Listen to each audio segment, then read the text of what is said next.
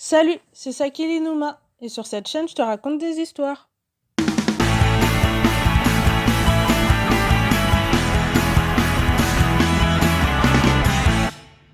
Aujourd'hui, j'aimerais te raconter un conte que tu connais sûrement déjà. C'est le conte de Narcisse et Écho. Et si tu le connais pas, laisse-moi te raconter ma version de l'histoire. Alors, Écho, c'est la fille de deux entrepreneurs. Son père Airo, il a une société en informatique. Et sa mère Tierra, elle dirige une agence de pub. Écho, c'est une jolie petite blonde aux yeux verts.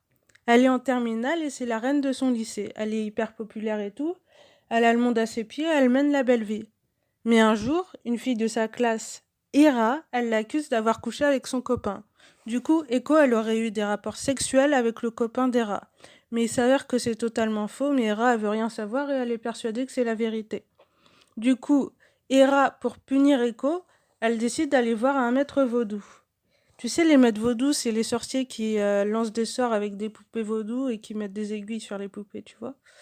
Du coup, le maître vaudou, il inflige à Echo une dysphonie. C'est-à-dire que Echo, elle a énormément de mal à parler avec les gens et elle peut plus trop se faire entendre. Du coup, elle n'arrive plus qu'à répéter les dernières phrases des autres. Et Echo, elle faisait partie d'un club de chant. Mais du coup, vu qu'elle elle a sa dysphonie et tout, elle peut plus chanter. Elle perd sa position de reine du lycée. Et tout le monde se moque d'elle et elle devient une paria. C'est-à-dire que tout le monde la rejette et la méprise. Quelques années plus tard, après le lycée, elle tombe amoureuse d'un mannequin. Et ce mannequin, il est plutôt timide et il s'intéresse pas trop aux autres. Il s'en fiche des filles et des garçons, il veut mener sa petite vie tranquille. Et ce garçon, il s'appelle Narcisse. Et quoi, elle le trouve tellement beau, elle commence à devenir une fan démesurée de Narcisse. Elle le harcèle de lettres et de courriers et tout. Et un jour, elle finit par trouver son adresse. Et elle le suit partout pour prendre des clichés, pour prendre des photos. Mais un jour, au coin d'une rue, Narcisse il s'aperçoit que Echo, elle est là. Et il lui demande de venir, parce qu'il en a marre de se faire photographier et tout.